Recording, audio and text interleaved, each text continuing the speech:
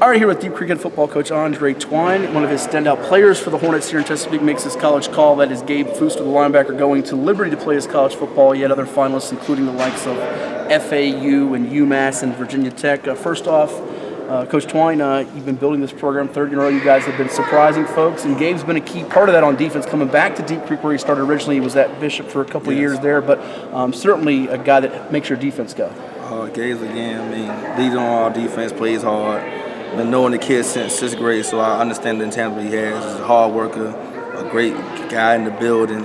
All-around good kid. So I'm thankful that he's got an opportunity to go to Liberty and go to the next level and play at a high level there. There may be other linebackers or defensive players in the area and state that are bigger or faster and so forth, but he's a guy that I know relishes that spark play. I was talking with him. How much do your guys feed off his energy and his emotion and those big plays he delivers?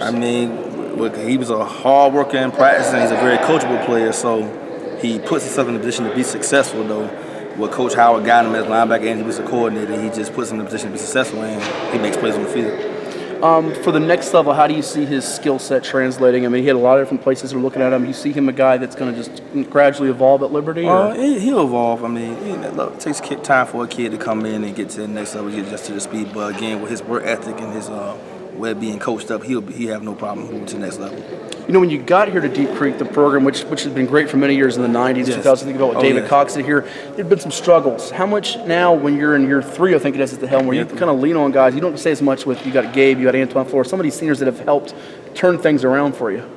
Braxton Williams, again, 4-year guy that played JV 2 years, Ollie Brooks, another 4-year guy that played 2 years at JV, DeMonte Barnes, Jerron Conception, all those guys. It's a big concerted effort in what them guys are doing. So they just do their roles right and play hard on the field, and they're showing on the field right now. I think about 7 or 8 years ago, you notice when you played at Great Bridge that Deep Creek had the most NFL guys from the 757. Are you noticing it from recruiters that are calling you or coming by the hallways like, wow, they've still got athletes there. They've got more athletes than they've had the last few years? I think that, when you start building the program forward the right way, the schools will start coming in. We've been consistently been the top 10 in our district, top 3 in our district every year. So at the end of the day, again, they was like, okay, Decrease coming back in the forefront. Let's see what we got over here. With Antoine's Flora, another guy that you've got potentially going to make some commitment. Give me an update on some other guys that are getting some looks for you, in addition to Gabe, who committed today to Liberty. Right now, Ollie Brooks getting some looks from Virginia State, Norfolk State, Temple, Antoine Flora, of course, Jerron Conception, Braxton Williams, to be exact. He leads our team in touchdowns as a receiver. So, the kid, he's another exceptional ball player. But Zion Salim, Antonio Turner's little brother. We got some guys that's getting some looks. Just some more film on them. But the main thing, those guys are getting good looks from the smaller schools right now. Last two for you.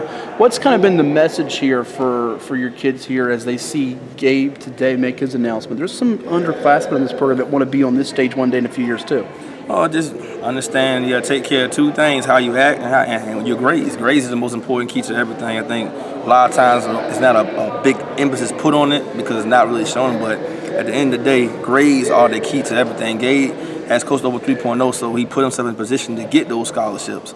So I tell the kids, especially my freshmen are in, put yourself in a position to be successful, and those things will come. That kind of takes the academic part, takes 50% of the work done, right? That's it. Yes, it is. No, it's just if you have the athletic gifts and you can get gradually better. Last one, you guys are undefeated quietly yet again here in October as you move from Division 4 to Division 5. Now the question is, can they take that next step? Can they beat the Oscar Smiths and the Rivers? Whether that happens or not, what are you telling your guys as you guys try to get to that next level and be a playoff threat when November comes? I think with all great teams, you can control what you can control. So we tell our guys every game, don't beat yourself. If you don't beat yourself, then you put yourself in a position to win a game. With our stretch coming up, of course, we have Lakeland coming on Friday, who Joe Jones coaches well.